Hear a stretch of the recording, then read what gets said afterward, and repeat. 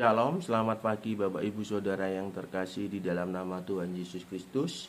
Di pagi hari ini, hari Jumat tanggal 21 November 2025, terpujilah nama Tuhan. Di gemar kita, gerakan membaca Alkitab rutin GSJ Penia Surabaya dan GSJ Anugerah Cabang Kemendung. Terpujilah nama Tuhan Bapak Ibu Saudara. Mari kita akan belajar bersama-sama akan satu kebenaran firman Tuhan yang saat ini kita belajar Bapak Ibu Saudara. Di dalam pembacaan kita di dalam Lukas, ya Bapak Ibu Saudara, di dalam Lukas pasal 19 ayat 1 sampai ayat yang ke-27. Nah, Bapak Ibu Saudara, apa yang bisa kita pelajari di sana? Nah, Bapak Ibu Saudara, mari kita membuka kebenaran firman Tuhan di dalam Lukas 19. Nah, ayat 1 sampai ayat yang ke-10, di situ dikatakan di perikopnya tentang Sakius, Bapak Ibu Saudara. Kita mau belajar tentang Sakius di sini. Mungkin kita seringkali yang di sekolah minggu pernah mendengar tentang kisah ini. Nah, Bapak Ibu Saudara, kita tahu Sakius ini adalah hal yang luar biasa yang menceritakan hal ini. Mari kita mau baca terlebih dulu kisah ini Bapak Ibu Saudara. Nanti kita akan bisa pelajari apa yang bisa kita ambil dari kebenaran ini. Bukan hanya sebagai pengertian, bukan sebagai wawasan, tapi kita bisa mengambil esensinya, kita mengambil intinya, supaya kita bisa lebih mengenal Allah kita yang begitu luar biasa. Begini bunyi firman Tuhan. Ayat pertama, Yesus masuk ke kota Yeriko dan berjalan terus melintasi kota itu. Perhatikan di sini Bapak Ibu Saudara, di situ ada seorang bernama Sakius, kepala pemungut cukai, dan ia seorang yang kaya. Ya. 3, ia berusaha untuk melihat apakah Yesus itu, tetapi ia tidak berhasil karena orang banyak. Tidak berhasil sebab badannya pendek. Nah, ayat keempat, maka berlarilah ia mendahului orang banyak, lalu memanjat pohon ara untuk melihat Yesus yang akan lewat di situ. Ketika Yesus sampai ke tempat itu, ia melihat ke atas dan berkata, "Sakius, segeralah turun, sebab hari ini aku harus menumpang di rumahmu." Lalu Sakius segera turun dan menerima Yesus dengan sukacita. Tetapi semua orang-orang yang melihat hal itu bersungut-sungut, katanya, "Ia menumpang di rumah orang berdosa." Tetapi Sakius berdiri dan berkata kepada Tuhan, "Tuhan, setengah dari milikku dan akan kuberikan kepada orang miskin, dan sekiranya ada sesuatu yang kuperas, akan kukembalikan 4 kali lipat."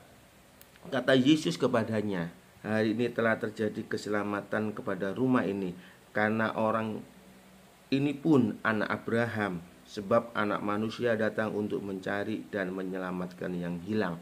Nah, Bapak Ibu Saudara, apa yang bisa kita pelajari di sini? Nah, Bapak Ibu Saudara, kita tahu Sakius di saat dia mendengar Yesus, ya, waktu datang masuk ke kota Yeriko dan melintasi kotanya di Sakius. Nah, Sakius ini mendengar bahwa Yesus, saya yakin mungkin Sakius sudah mendengar tentang Yesus dari banyak orang. Nah, tetapi dia belum pernah bertemu secara langsung Bapak Ibu Saudara. Nah, Bapak Ibu Saudara, Sakius ini orang yang kaya dan dia adalah pemungut cukai. Nah, zaman itu Bapak Ibu Saudara, pemungut cukai itu selalu dinotabenkan atau disampaikan bahwa dia adalah orang yang berdosa. Terbukti di dalam ayat yang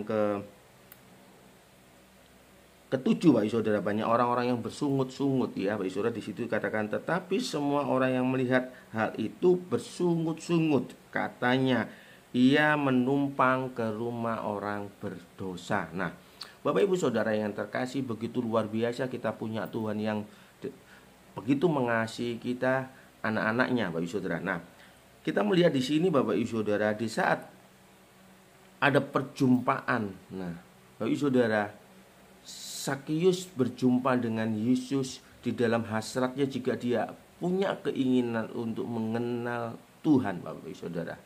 Dari situlah ada satu perubahan yang begitu luar biasa dalam kehidupan Sakius.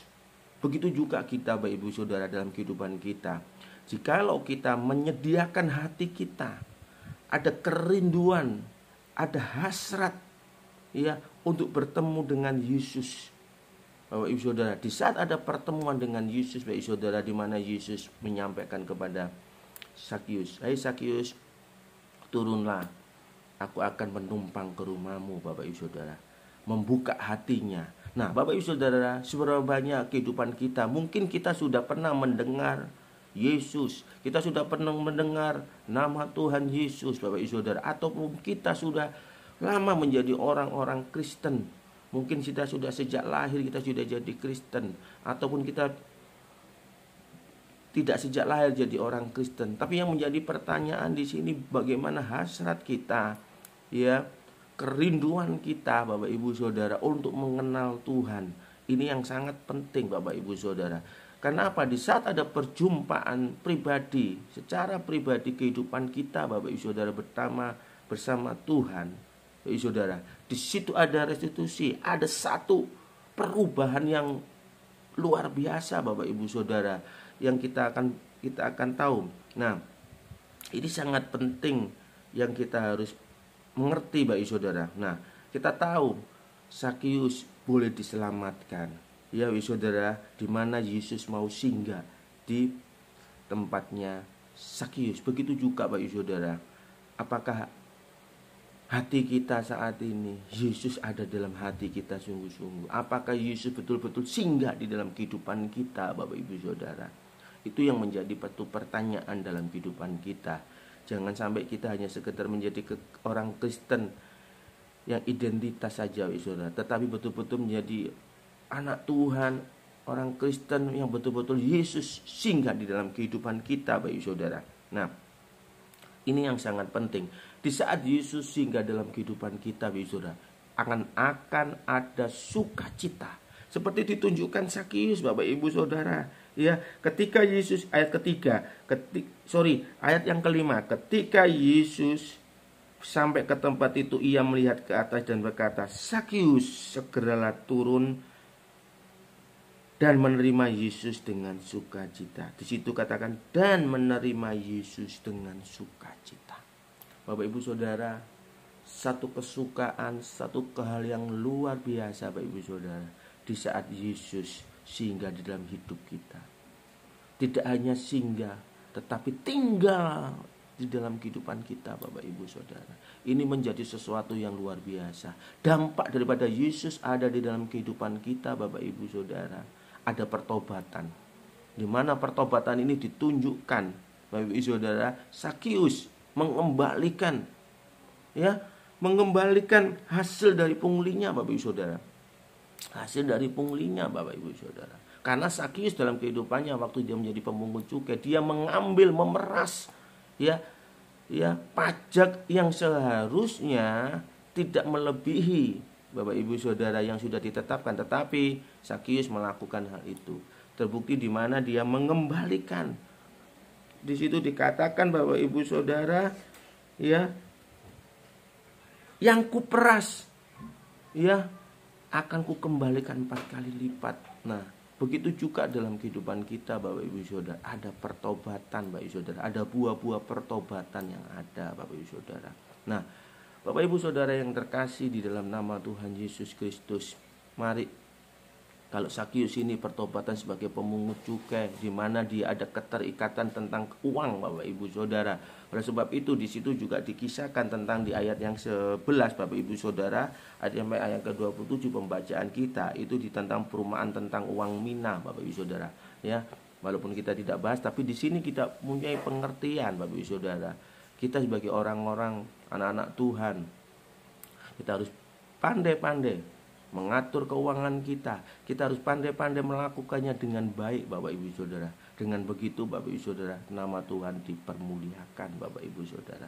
Bapak Ibu Saudara, biarlah di kisah Sakius ini, ya, yang mungkin kita pernah dengar, Bapak Ibu Saudara, di masa kecil kita, tetapi yang menjadi pertanyaannya, apakah Yesus Sang Juru Selamat itu ada di dalam kehidupan kita, ada di dalam hati kita, yang selalu tinggal, yang membawa kehidupan kita semakin hari semakin menuju pertobatan. Seperti di mana ayat yang ke-10 dikatakan, sebab anak manusia datang untuk mencari dan menyelamatkan yang hilang.